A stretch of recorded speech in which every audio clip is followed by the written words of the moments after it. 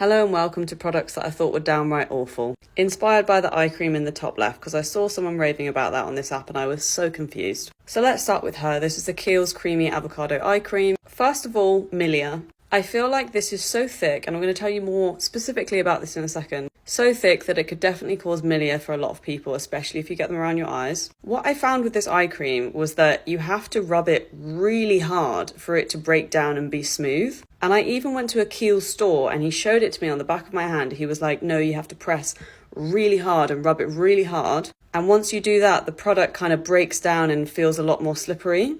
And I was just thinking, first of all, I don't want to do that on the back of my hand because that's a lot of effort to use an eye cream. Why is it not just good to go out of the packet?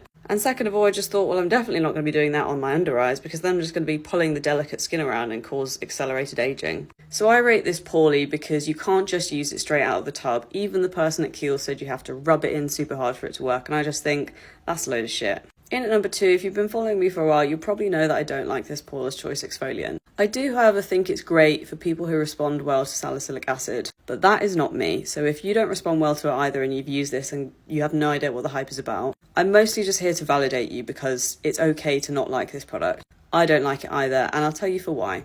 It feels like I'm leaving a layer of grease on my face. I feel like it never absorbs and I don't feel like I'm ready to put the next layer of skincare on because it's just got this like oily residue all over my face. I found it very unusual. And on top of that, my skin also just gets super dry and flaky when I use it. It's just too strong for me. And that's coming from someone who uses tretinoin. Salicylic acid just isn't for me. And in fairness, it is targeted more towards oily skin people. In at number 3, we have this CeraVe Hydrating Facial Cleanser. I remember when I bought this, I was so excited to use it. And all it did was sting my face. There are a few ingredients in it that I think could contribute to that, and I know that it causes stinging in some people as well. It doesn't necessarily mean that the stinging is a sign of it damaging your skin, but in general, it's just not a good idea to use a product that stings your face every single time you use it. And I also just do not trust it when I'm oil cleansing. I wouldn't use it as a second cleanser because I don't think it really washes off that layer of oil residue well enough. And I think that's why a lot of people break out when they use oil cleansers because they're not actually washing off the residue well enough. In at number 4, we have this Kiehl's Ultra Facial Moisturiser. This gave me closed comedones like no other. If you haven't seen the photo of my skin completely covered